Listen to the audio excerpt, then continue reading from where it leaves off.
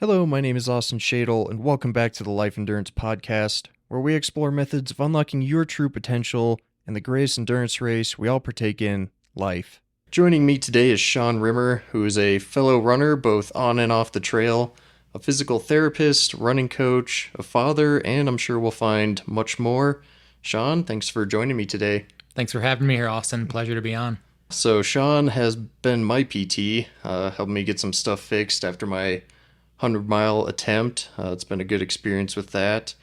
So how about for you? Let's go back to the beginning. What sparked your interest in running? Ooh, loaded question, but I'll try to Yeah. streamline it as best I can. So I grew up playing all different sports, but I hated running. It was a part of the sports, but it was like the punishment, and I wasn't the natural runner who was like, oh yeah, like this is great and fun. But it was always a part of something I did, to say the least.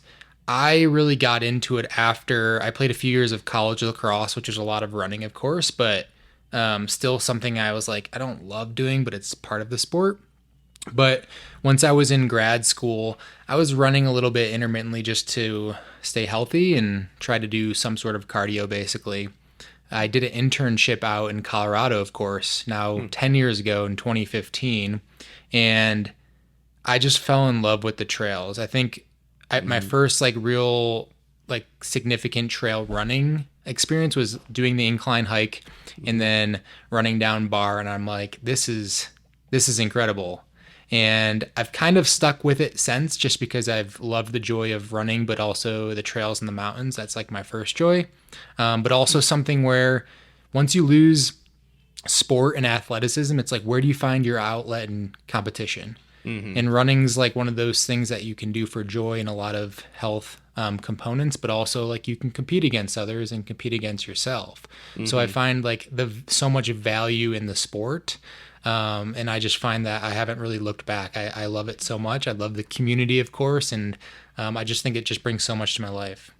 Yeah, for sure. That's interesting that the trails are what got you, because I've been running for, I don't know, since I was in high school is when I picked it up, and was in the Midwest, so it's all just flat, Yeah. mostly road, and yeah, but I was getting a little tired, burnt out of that, and then when I moved out to Colorado, just totally reinvigorated. Finally got into the trail running, and yeah, it's a different world and a lot of fun.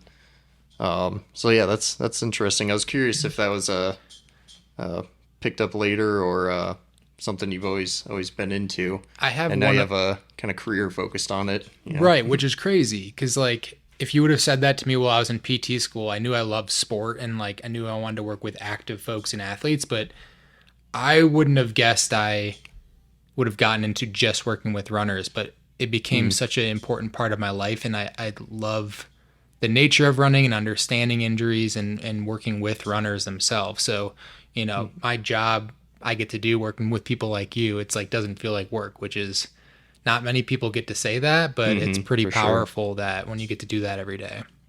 The one thing I actually want to come back to, one other thing that really got me into running is reading, of course, the book Born to Run. Have you read that before? Who's the author on that one? Chris McDougall.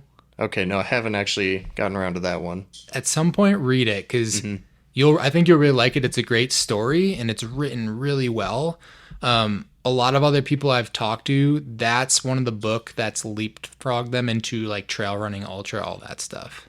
Yeah, So for pretty sure. cool. Yeah, I had that one. That would be a good one. Mine is definitely the David Goggins book. Okay. Can't Hurt Me. That definitely pushed from the prior road running Ironman stuff to look into those big trail distances. And then what's it? Shoot, there's that big podcaster. Rich Roll. Rich Roll. Yep. Ultraman? No, I forgot what it was called. Yeah, whichever one his is. Yeah, That one was yeah. actually I pretty read that interesting too. That one's got some good tips as well on getting faster with how intense he got into it. But yeah, I was also curious. So you got into running kind of around grad school. Once you did graduate, what was the path between there and kind of doing your own thing here? Were you able to kind of go straight into that, or did you have some stepping stones? Yeah, I definitely didn't get right into it. And it's funny, like thinking back, I remember there was one day in one of my grad PT, it was like one of the business classes, Hmm. and the professor was like, who of you like raise your hands in the audience of all the cohorts in my PT class of who was going to start maybe their own business or do that, and like five people raised their hands and I was Hmm. one of them, and I was like, really? Just five out of like 80 people don't want to start their own thing? And I was just shocked to see that, but I always knew from that point I was like, I want to do my own thing, but I don't know when and how that's going to happen. Hmm. I didn't start this practice until 2022, but in like the beginning of the year. So I had been working through the University of Colorado for, I believe, like 5 years to that point. Hmm. And when I started this, because I wasn't as busy like with clientele, it was kind of like a side hustle where I was basically seeing patients 2 to 3 days a week on my off days, Hmm. and then working in the clinic during those other days. And then ultimately, as I built community and as it built the client caseload, I went part time and then full time in June 2023. So it's been 2 years since I've been full time all in, and best decision I've ever made. Like I said, this doesn't feel like work for me. So I find such joy and passion helping people and problem solving, working through with runners to get them back feeling good. Yeah, yeah, that's awesome. Glad you could, I'd say, make a fairly quick transition. Didn't take too long for you. And Colorado Springs certainly probably got to be one of the best markets and areas to pursue something like this. Yes. Lots of active people, which has definitely been one of the best parts for me moving out here. Getting to meet all those active people, and one of them connected me to you. So yeah, definitely that community part. It's awesome. Like I guess you could probably have a practice where you work with runners almost anywhere, but the amount of runners in this city is just through the chart. Hmm. And so, yeah, it's active folks is one thing, but runners, like there's so many runners here. So it's an amazing market, amazing community, and like the people are just awesome. There's not many people who Hmm. call me or reach out that are like, yeah, I don't even know if I want to work with this person. Like everyone's got a good mindset and it's really awesome to work with. Yeah, yeah. So what's kind of your philosophy, going into helping, I guess, any patient or runners that you work with?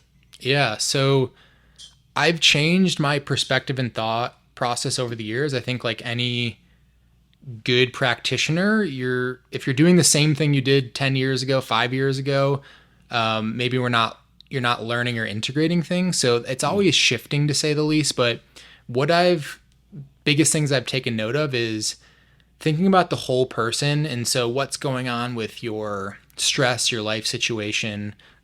What type of runner are you? Is you someone who are competitive? Are you someone who's like just leisurely enjoying this or socially enjoying this? What's the most I can know about you as a runner in your life ecosystem? But then also prioritizing movement rather than isolating things, right? So Hmm. looking at how you move and what's your coordination, what are your movement patterns versus isolating always strength, mobility, things like that. Don't get me wrong; those are important, and I think we need to work on those with folks. And there's a time and a place. But what I found best is integrating everything and making sure the person can understand the changes we're looking for versus just isolating things. Hmm. Because the body is so complex and running is very complex in a skill movement. And sometimes if we just build mobility or strength without coordinating and integrating, then it doesn't matter what we do, it doesn't fully click. And Hmm. so looking at movement as a whole and running is really the big thing I've taken away over the years that really pushes the needle the most for most people. Yeah, yeah, and it's definitely depends on what that person's running style is or what they're doing.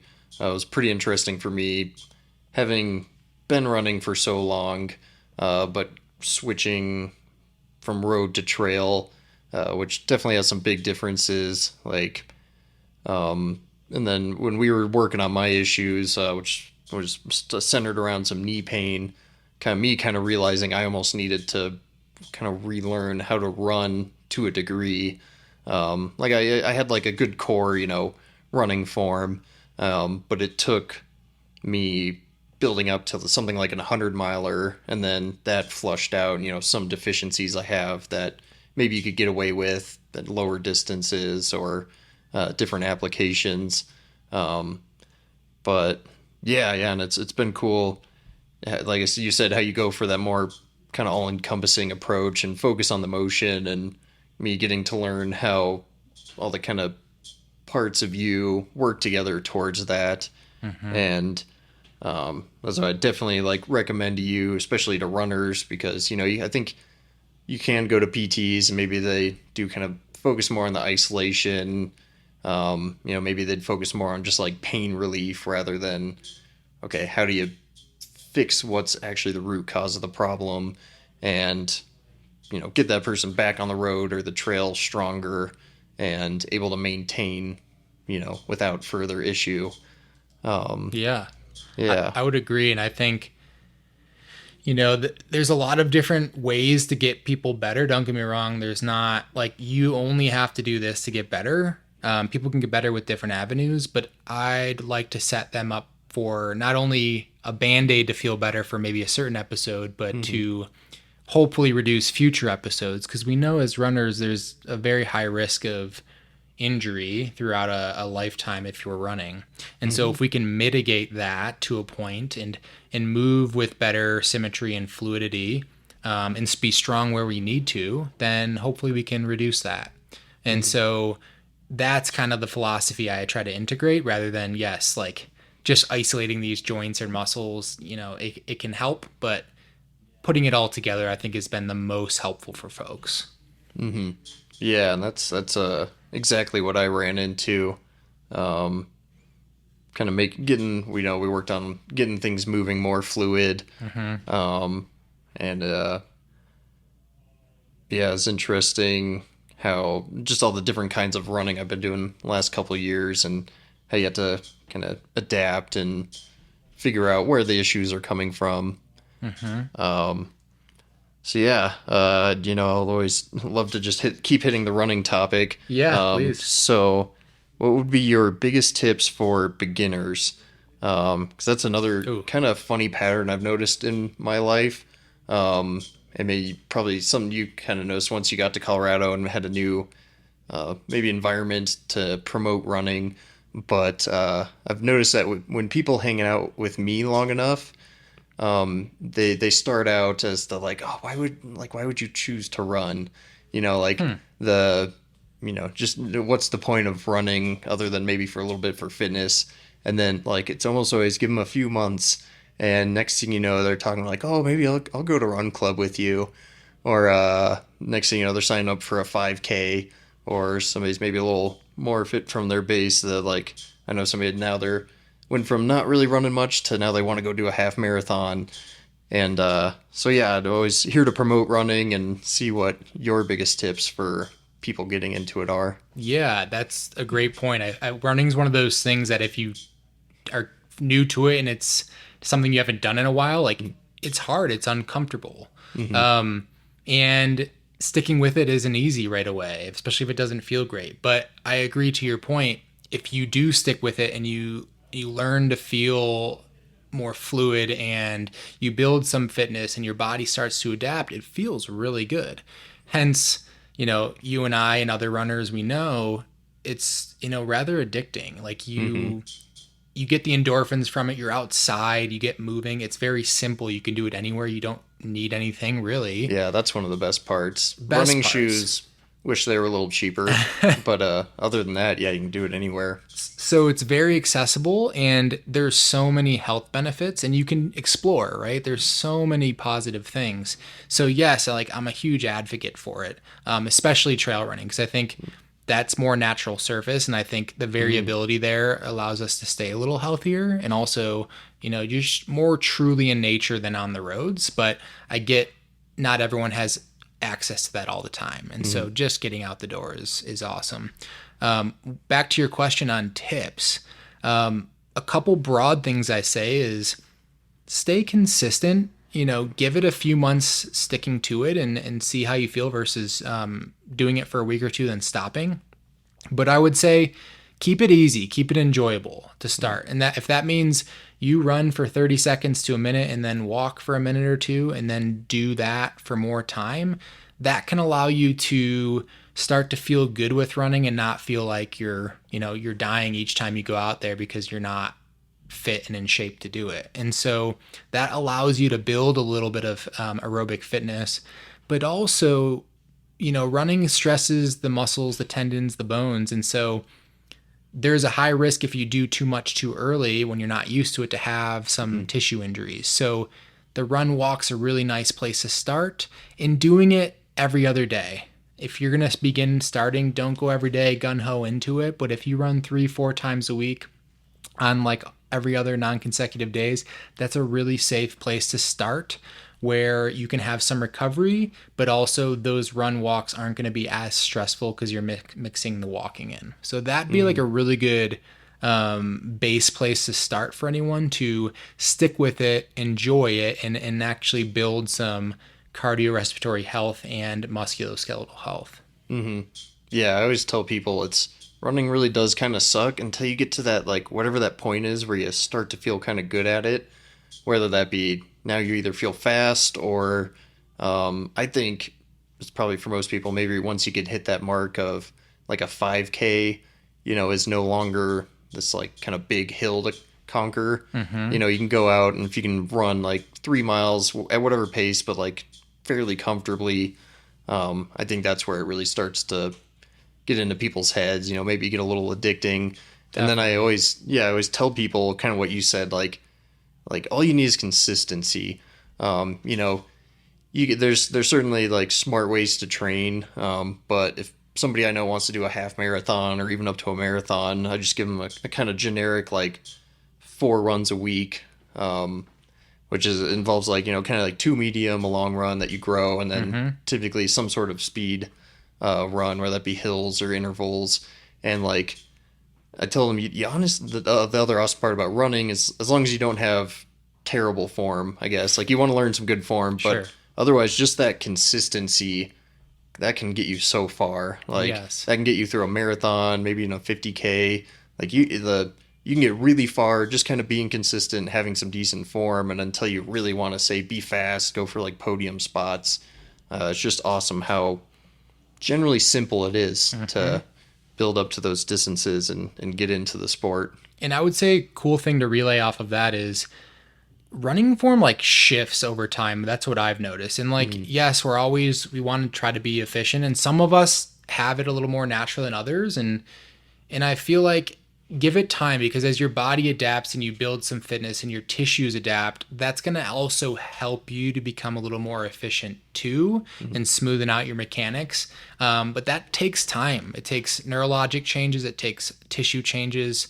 And so, we can work on some things to build off of, but it's a long game. And so people need to understand that, that process takes time, but if you stick to it, like you said, and remain consistent, most people can get there. So Yeah, and also, I mean, kind of like you were saying, even if you need to start with just running and walking, a mix, like no matter where you are in your fitness journey, maybe you've got a long ways to go, or maybe you used to play soccer or lacrosse and you have a pretty solid base, you just need to shift it towards, getting some distance in. It's just awesome how you really can start anywhere. yes, absolutely. So let's shoot forward to person is, a pretty seasoned runner, and now they're focusing on maybe breaking PRs or getting more competitive, maybe going for podium spots. What's the biggest tips there that come to mind? Oof. This is where it gets more specific to the individual. So when you think at this point, it's like, all right, this person's, really close. So what's going to push them over the needle specifically? So when I think of a few things, I can break it down to mechanics. Is there anything we can slightly clean up that can just get you more output in your stride, where you might get a little bit longer stride or a little bit better responsiveness that makes you relatively faster at a given pace? So think just like running economy. So is there anything we can clean up there on the mechanical side?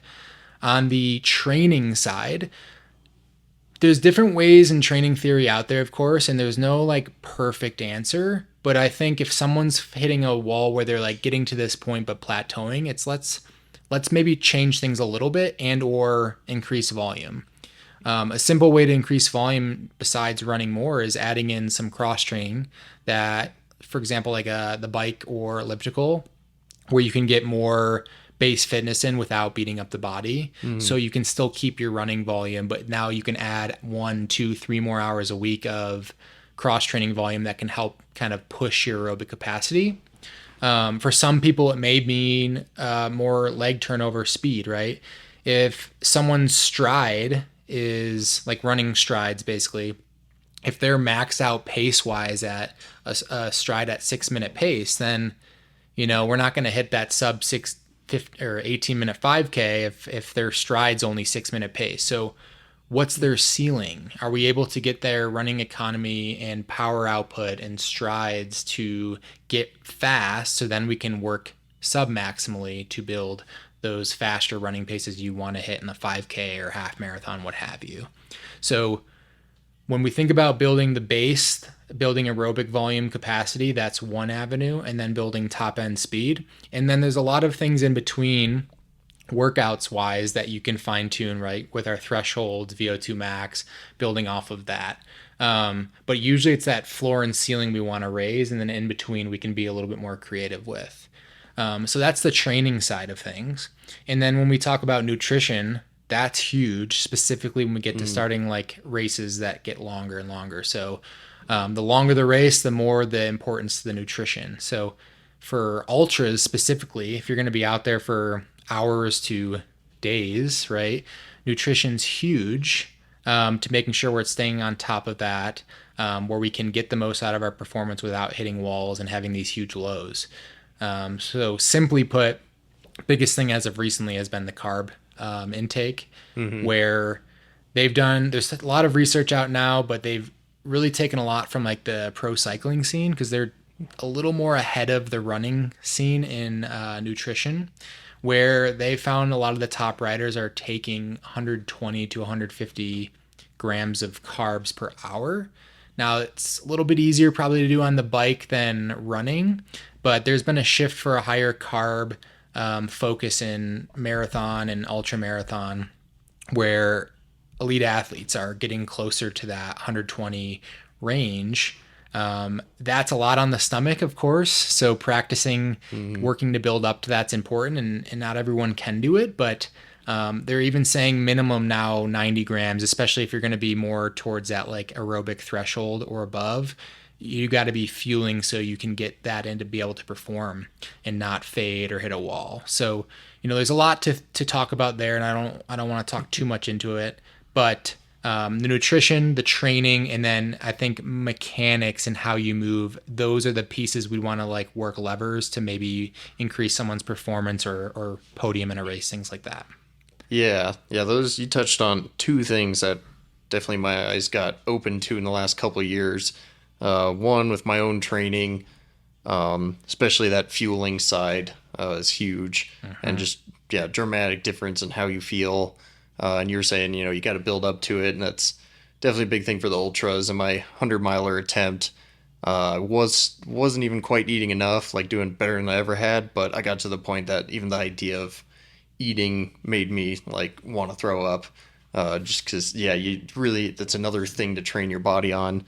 And then on top of my own experience working with some of my friends this last year have been getting into running, and noticing like how you could build efficiency, or I guess for me, there's a little bit of us, we were working on things that improve my efficiency, but also me seeing some beginners that had some very blatant inefficiencies in their running form.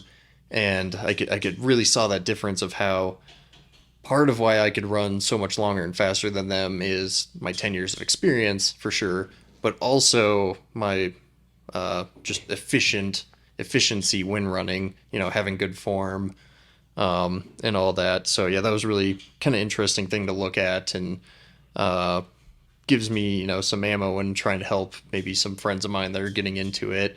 And definitely if somebody thinks they're hitting a wall or running should be easier, uh, definitely promote going to find somebody like you that can help them figure that out. Because like my girlfriend's a great example. Like longtime athlete, her like aerobic capacity is super high, but the running form could really use some work. And I have no doubt she's her first marathon. That if we can get some of those running form mechanics figured out, she could probably shave at least like an hour off Oh yeah. without trying, just by getting that efficiency up. And even some of the little tweaks she's used, and like my friends I've helped out a little bit. Like you can just really tell they're like, oh, okay, gets a lot easier, or it's a lot more enjoyable too. You're not in the pain cave In a good so way. much. Yeah. Yeah, or you can choose what pain cave. Is it the pain cave of like, okay, I'm at my aerobic capacity and you just push through? Right. Or are you in pain because things actually hurt and Right. your running form is, potentially making that worse? And that takes time too, like I said. You Mm-hmm. know, you can focus and be aware of certain things, but then it's like, all right, how's that improving? Or the other things that need to click off of that? But I would agree, like running should feel, especially like on flat level. There's one thing to Mm-hmm. be having hills and things like that, but on level ground, it should feel fluid, relatively relaxed, and finding the pace that feels right for you to do that.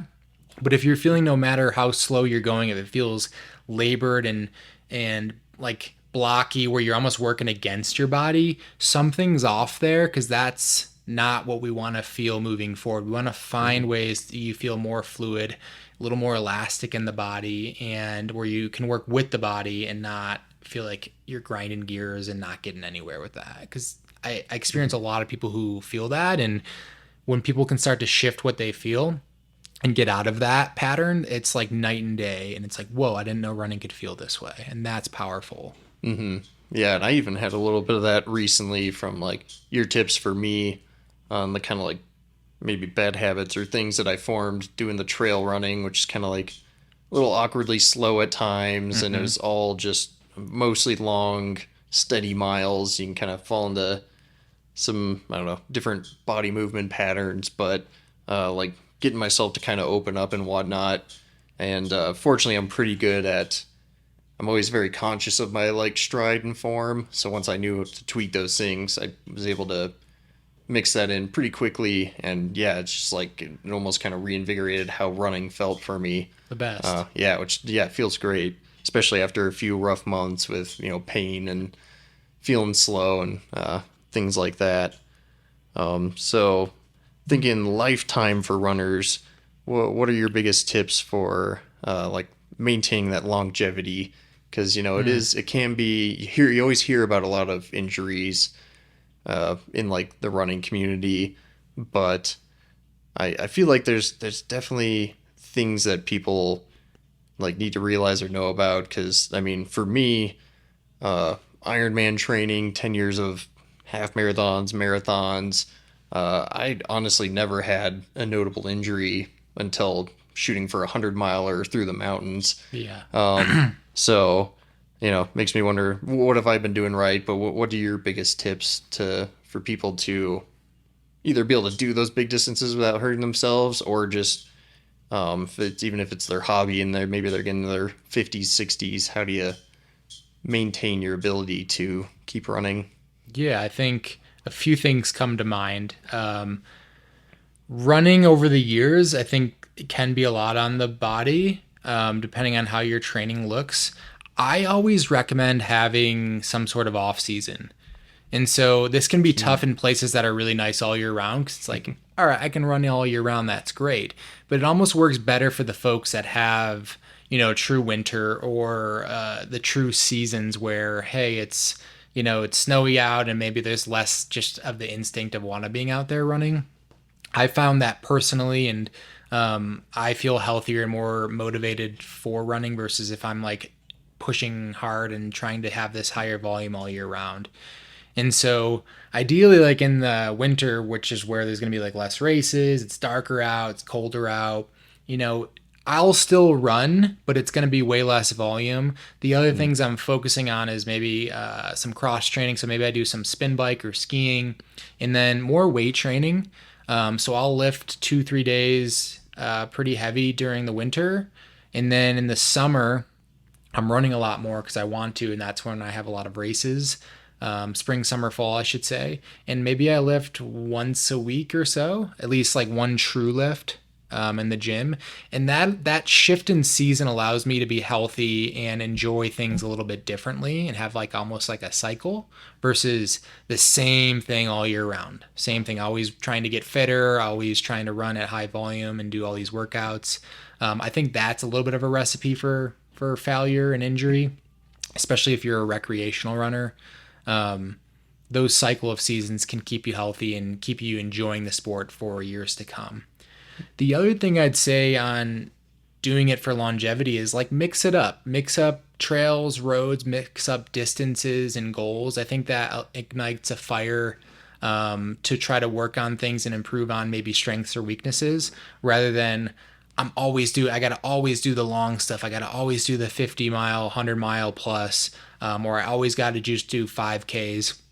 I think you can become a better runner and learn more about your body and training by mixing things in. And I think it improves how you run too, because you're working in faster stuff, you're working in longer stuff, you're just understanding your body better. And to me, I find joy in that and mixing things up. But I think it also keeps you healthy because you are varying things a little bit more than doing the same thing all the time. And the other thing I'd say is strength training in general. I talked about it briefly, how I cycle through it, but if you're not doing any strength training, you're missing the ball, especially as we age. We know running itself isn't the best for bone, for tissue health.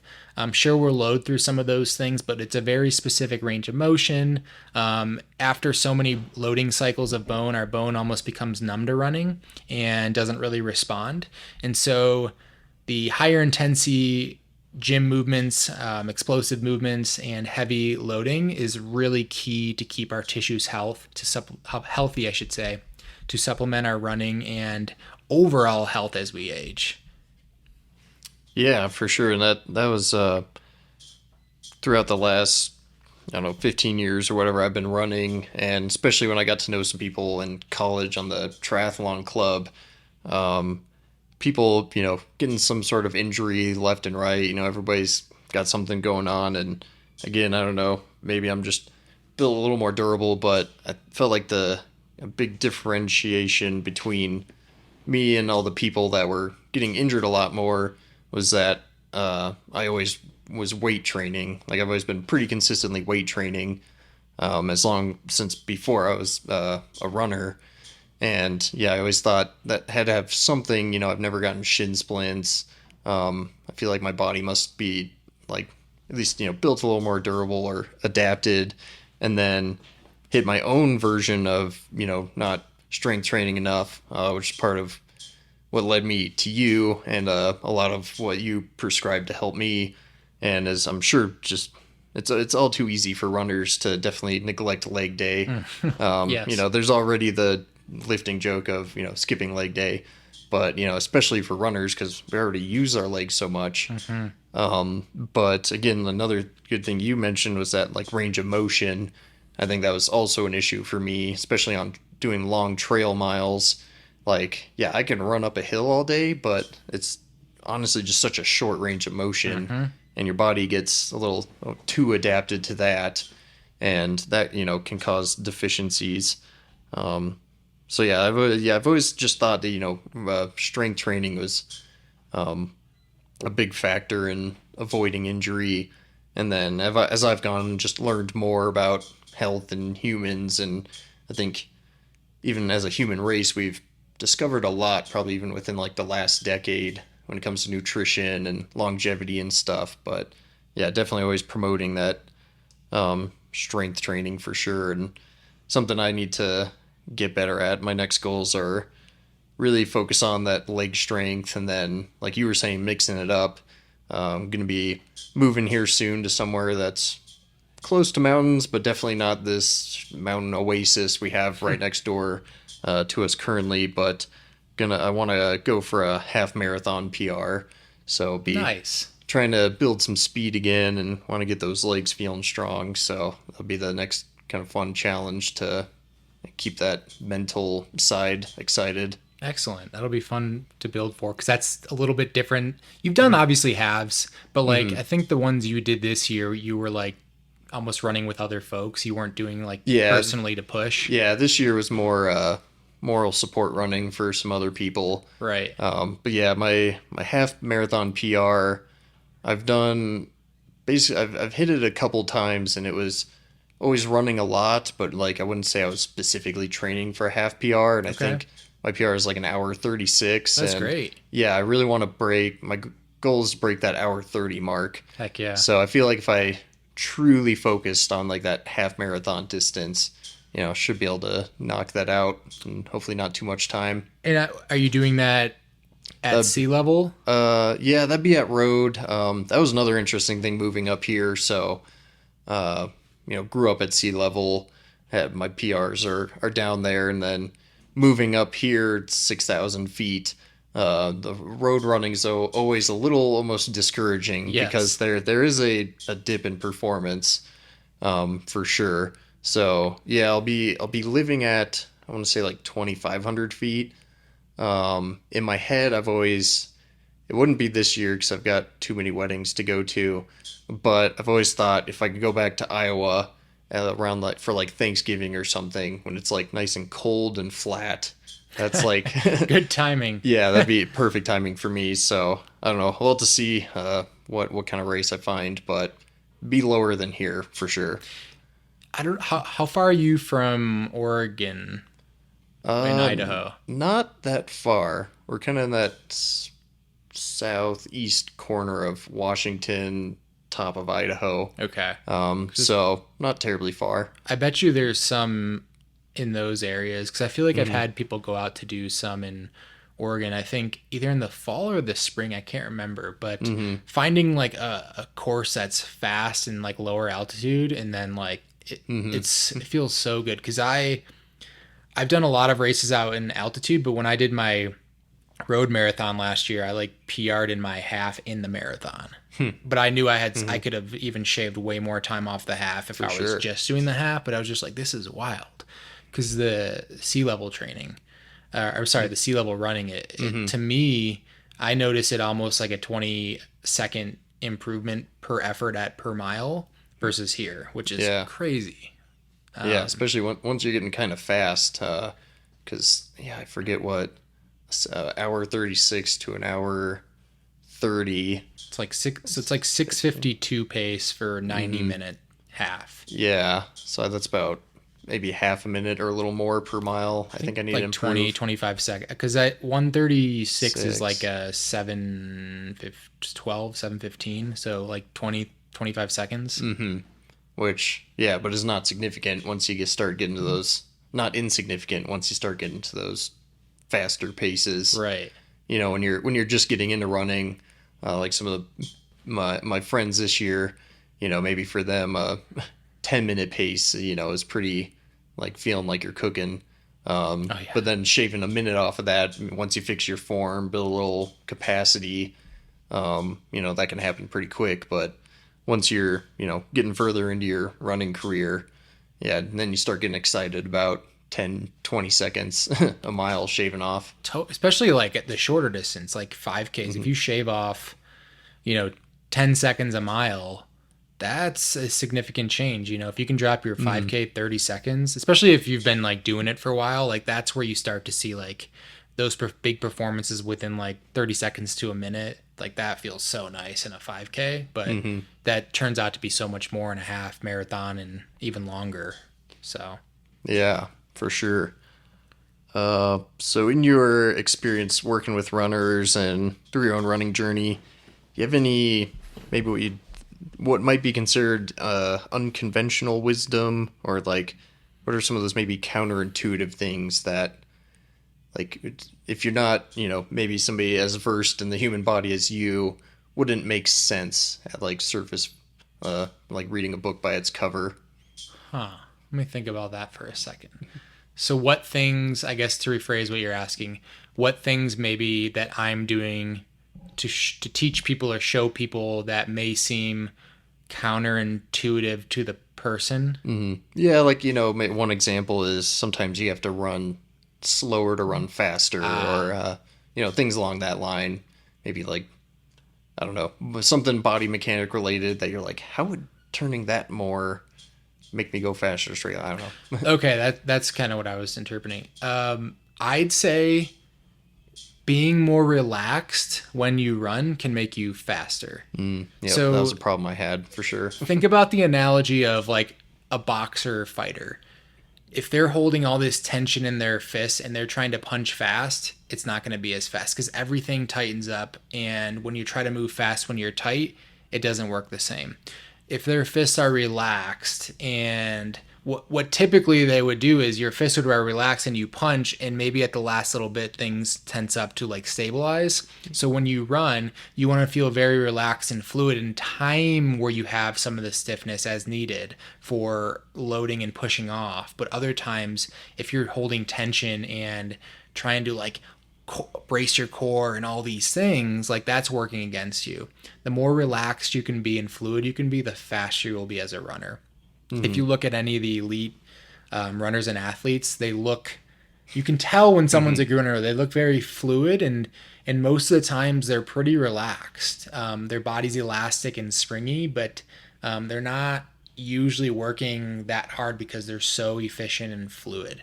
And so that is really hard at times to learn or to unlearn tension. But if people can start making the approach, start feeling more relaxed and fluid when they run, it will make change in how you feel. And you might find that you end up running faster too. Yeah, I like that a lot. When you're watching the pros, say, like run around a track, even going for a mile or up to a 5K or whatever some of those events are, and you're just looking at them on the TV, and it just looks like they're just kind of running, and then you start doing the math and you're like, oh, they're running like a 450 mile and look that relaxed, Or even 4 minute mile, Yeah. and they look relaxed. And that's the crazy part about it. Like if you were to be next to them, it would be insane. But they just make it look so easy because they're so relaxed. They get so much out of their body. They're so efficient that them running 4 minute mile looks like a jog compared to if we were to try to do that, it'd be like an all out sprint. And so it's so cool how the body can look and act if it moves well, right? So that's the biggest thing. Trying to move more smooth and fluid, but relaxation is a big component of that. Yeah, and that's a kind of like a big thing. Me wanting to do this podcast and getting so obsessed with, I don't know, kind of all the different kinds of human performance, and how, we've come so far. And when we apply, think about it more like a science, we can find so many little things to add up that, yeah, now we have humans, running sub 4 minute miles, and Crazy. things that 50 years ago, 100 years ago, or whatever, would probably be seen as like, cast a spell on somebody that it would take that to get them to go that fast. Oh, but yeah. The human body is amazing. It's the more I learn about it and understand it, the more impressed I am with it. And it's unfortunate to have a society now where so many people don't move and use their body, and it's such a shame because movement health is just associated with mental and emotional health too. And most often people, if you're moving more, if you're outside more, you tend to feel much better and there's less mental health issues. And so, it's a shame that we don't move as much. And so running is just such a nice access gateway into getting outside and moving. And so, again, like we talked about before, just such a huge advocate of moving outside and running. Yeah, there's definitely been points in my life where I've noticed if I haven't been able to work out for a while, I'm definitely one of those people that's just addicted to running. Like if it's been a week and I haven't gotten out for a run, my brain's just like, what are you doing? We need to And let's you get get outside. anxious at times. Yeah. Like you feel moody. I feel the same way. I don't feel as like I'm as good as a person basically if I don't exercise. And specifically for me, that's more running, but like it could be a workout, it could be a walk, it has to be something where I'm moving and ideally outside, and it's night and day how you feel. And I would just wish more people could do that and experience that, because this world would be such a better place. Yeah, and it just hits so many parts of being a human. Like for me, I've had a history of like sleeping problems, and like at like the peak of that also just happened to be the time that I got into running, and that like dramatically changed things.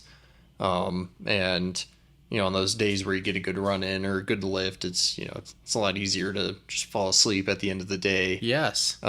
Which almost could maybe seem counterintuitive to some people. It's like, oh, you're gonna do something that wears you out, but it also help you get better sleep, which will make you feel better the next day. It'll, you come back stronger from it. And yeah, I don't know. So yeah, big fan of just promoting that kind of stuff. And definitely that's why I really like bringing people like you onto the podcast, and goal hopefully open people's minds of, yeah, what the human body is really capable of, and hopefully inspire, a little bit of that. Get out and push yourself a bit more and reap those benefits that you are probably missing or want but don't know where to get it from. I would agree. And I like that you brought that about the sleep, because the if we don't move as much during the day, typically we're not going to sleep as well. We have this pent up energy if we need to almost like release it. And if we can't, then that's where we see more signs of insomnia and other things, which also can feed into mental health stuff if we're not getting sleep. But if we move enough during the day, it's going to allow us to feel more tired at the end of the day and want that sleep and fall asleep easier. And obviously we know the importance of sleep. And so, it's crazy how it all cycles into each other, but evolutionary, we were people of meant to move, and we walked a ton and did all these things. So, by the end of the day, you're crashing, right? And it should feel more of a natural thing versus, us having to take sleeping pills and doing all these things, because we're so disconnected nowadays in society. So, another huge benefit of just being active and running is usually the sleep's going to follow and be better too. So, great point. Yeah, and with how, I don't know, maybe not pretty the American healthcare system is, I just love to promote going to like PTs, because you guys tend to have that more, kind of holistic approach. And it's also, I've had a couple other PTs on the podcast before, and just learning more like how many different ailments that humans have that you guys can help with. And it's probably you're gonna find that root cause of the problem, or give people a lot of benefit, and avoid having to just go pop pills or something, Right. Avoid those band-aid solutions that probably only cause more problems. And that's where it comes back to like what you asked initially, excuse me, about my philosophy is, the more I can understand the individual I work with, the better I can help them. Right. And so if someone's coming into me for this, knee pain running, and I understand how they move and their run training and all these things, but then we didn't talk about like, hey, I'm sleeping 3 hours a night, or I have this huge stress going on with work. Like, if we don't resolve some of that stuff and integrate it into our recovery, then I can't fully expect the issue's going to get better if we don't have tabs on those things. And so it's so much more than just this one box of mechanical movement, loading, PT, etc. It's got to be, what are those other pieces going on in your life that also may be contributing? And so you're right, the holistic piece is so important, because we can't look at it with just one lens. Yeah, and that's another big goal and kind of piece of this podcast. Once I got on that self-development train, and then you just start to learn how many pieces there are of like a person's life you can work on and optimize. And yeah, definitely just love promoting, getting people on here that can help kind of connect all those dots. Because yeah, there's such a big like mental, physical side, and it's not something that's promoted in like the mainstream society. And we have jobs that make us sit all day, and it just kind of seems like running has become a bit more mainstream the last couple of years. Which I've almost noticed a pattern. It makes me think like, oh, is there a way I can benefit from this? But like, I grew up playing golf, and now golf has become this more mainstream thing. It used to be this kind of like dorky, maybe kind of rich person sport, and now it's like, I don't know, things that like kind of the bros do these days. And I work for a construction company, and I was shocked to learn like how many dudes that just work out on construction sites are golfers now. Yeah. But I've like apparently I've been doing these things that have been becoming mainstream. Like, oh, can I predict what's next? Is like, can I need to, I don't know, profit off of this or something, you know? Little But things. Yes. yeah, so excited to see running becoming a bigger thing and kind of making its way around the internet. But yeah, just in a world, and especially country, that there's so many distractions that keep you sedentary and are just very not great for that mental health. It's definitely part of like the mission of this podcast to, I don't know, just be another positive reference point to get in front of people. Um, yeah, maybe kind of last little topic here. Since you do get to work with both road and trail runners and have your own experience with that, what are, I don't know, some of the biggest differences or challenges that come to mind between those two means of running? Yeah, I think obviously they're both running, so there's a similarity. But the big difference I would see is at least on training load is roads are obviously very repetitive. So the more you're running, there is more risk for things to happen because it's a lot more of a consistent patterning of movement versus the trails are much more variable, more up down. The trails are textured and differences in how hard or soft they are. So there's a lot more variability in how your foot and legs loading. So I find in general that the trails can help people remain a little healthier. Um, However, the road is nice because you can teach yourself to get more in a rhythm, more patterning. On trails, sometimes that's harder because of the nature of things Mm-hmm. being variable. What I typically recommend though is like mixing things a little bit. So, especially if you're a road runner and maybe you're training for a road marathon, yes, you do need to be training on the roads to a point, but mix in some trails on your easy days. I think it helps build some strength, but also you get the volume in where it just allows a little different stimulus to your body so you can potentially stay healthier in the training block versus always being on the road or the track. And then obviously for the trails, I think there's value and I enjoy it, but like running a lot on the trails, but then doing maybe like one day a week, whatnot, depending on the season on whether it's the roads or track to work that speed and turnover, because I think both of them complement each other. But just knowing what you're training for and prioritizing that with mixing in maybe the other piece to help supplement, I think is a really nice balance and blend. Mm-hmm. Yeah, that's something kind of interesting to think about because you think trail running, all those up and downs, and you know typically trail running maybe means big distances or at least a lot of time out there. But yeah, it's interesting to hear, especially from the expert, that road running tends to have a higher potential of maybe causing some injury or issues. And it kind of makes sense, the way you put it, that being a bit more dynamic definitely keeps things probably a little stronger. Mm-hmm. A little more well rounded. Uphill too Yeah. in general, because like you could have hills and roads, but like most of the trails and the mountain stuff, the uphills aren't as much load impact on the body too. Obviously harder Mm, running uphill, but like mm-hmm. you don't beat up your body as much versus like downhills there's more load, but also your mechanics can subtly change when you're running uphill, downhill, rolling terrain. So it's variable versus on the roads where you almost might be in the same pattern for X amount of time. When we talk about life and health in general, variability is health. So we talk about the example of like heart rate variability. The more variable your heart rhythm and rate is, the typically the better rested and recovered and healthy you are versus when things are always the rhythm's very symmetrical all the time, that's tending to say that, hey, like we're not in as good of health right now or need recovery. And Mm. so variability I think is just the key in life, and our body likes that. It doesn't like the same thing all the time. There's just a higher potential for overuse, injuries in certain areas.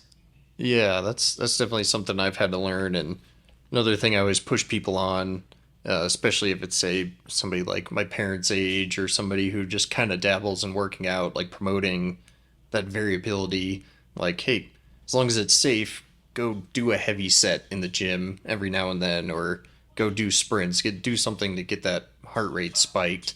Like, people are probably could be a little scared, like, oh, I'm going to hurt myself. But like you were saying, in reality, that's actually a better thing to do for your health and longevity. Yeah. I think, yes, I would agree with those points, but also, if someone's older, I think everyone should be able to run fast and sprint. And I think if you don't do it for Mm-hmm. long enough, it's harder to get back to it. But the benefit now of being young is one of my goals is to keep doing these things for a lifetime, Mm-hmm. to hit sprinting, to sit on the floor and get up. All these things that I think are very important for our overall health and just not stopping. So when we get to that point of, hey, like I should do these things, it's like, wait, we should have never stopped in the first place. Mm-hmm. But if someone were to get back into doing that stuff, I think gradually doing it to a point, like if you're going to go out and sprint, like maybe do some walking first or run a little bit slower to start warming up into it, and then maybe work into those faster speeds, versus like I'm going to walk over to the track and just start sprinting. Mm-hmm. It's a For little sure. more risk there, of course, depending on the person. But uh, I would agree. I think we should be able to do these things as humans. And I think we just stop doing things and we blame it on age. Mm-hmm. And I don't think that's the best excuse. Makes things more challenging, don't get me wrong. But um, it's not an excuse to say, hey, I have to have this pain or that pain or can't do this or that. I think Mm-hmm. it's what we do in a lifetime leading up to that point that dictates what our function and health will be by then. Yeah, and I think I'm definitely cresting that age. I just turned 29, so approaching 30, and Midlife. yep, yep. And I can definitely tell how, yeah, my 20s, you are kind of bulletproof to a degree, and but I'm also like trying hard to stay in this mindset of like the age uh, doesn't need to like hold me back in terms of my goals. I just Mm-hmm. maybe need to be a bit smarter in training, or figure out what those deficiencies are, or I don't know, yeah, if age naturally creates some sort of deficiency. I think most of those we can overcome and keep strengthening as long as we know how to train it right. Yeah, and I like what you mentioned is like the smarter component of your training, because that's like the beauty of life. When you're younger, you are more, in general, resilient. You can get away with things more, but you're not as smart. Mm-hmm. And when you get older, maybe you aren't as resilient in areas, or you have to pay attention to things more, but you have more experience and you're smarter. You should be smarter on things, to where if you train smarter, sometimes you may find that, when you're in your 30s, 40s, you might be able to perform still better than when you did in your 20s, because you've Mm-hmm. learned more and you've learned more about your body and how it responds. And so that's, I think, the beauty and the catch 22 here is, Mm-hmm. yes, we're not the same as in our 20s, but there's a lot of still potential as we age if we do it right. Yeah, yeah, I think that's a big thing, and I don't know, running and endurance sports have come a long way, but if I recall, it kind of seemed like the a lot of the people, or it seemed like people hit their peak, or maybe it's just when they got into it, but it seemed like mid, even the later 30s, you still Yeah. have some of the top people in the field at that age. And my dad, he was extremely like very fast when he built up to his Ironman and triathlons, and he was mid like 30s. So yeah, a good example, for me to see and know that, yeah, no reason I can't still become better and peak in these coming years. Absolutely. You have so much. I believe you have a lot more potential on the table. Again, all Mm-hmm. these things you've learned over the years, in training and how you respond to races. I think there's always more on the plate, and it's just like figuring that out and learning to adjust and experiment with things too in training. Because I feel like it Mm-hmm. gives you insight, of like, hey, what can I do to get maybe a little better from learning from this? And you may find that that little extra piece makes a big difference for you. Mm-hmm. Yeah, and can help keep things exciting. My dad's been a good example because was it for his 50th birthday, he ran a 50K. Nice. He did I think it was the Des Moines Marathon, and then just kept running. No, I like it. you know, Unofficial. yeah, and then I think he wants to do a 60K for his 60th coming up. That's awesome. which I guess would be this year. So I'll have to check in on see Should do it with where him. he's doing with that. Yeah, no, I'd love to do something like that with him. And then, gosh, I think I just saw a story of the guy was, I want to say at least 77, and he's like finishing the Badwater was like 125 or 135. I think that's the one that goes through like Death Valley and is crazy hot. So yeah, people in their 70s, 80s finishing races that some fit 20-year-old couldn't even imagine doing. Again, I argue that the mental game gets stronger as you age. Usually, like there's people who are mentally strong younger for sure, but like that's I think a big part of it, and it's just like your life experience helps build that mental resiliency. Yeah, the mental side is another reason why I promote even like the more distant side of running is because that it just proves to you what you're capable of.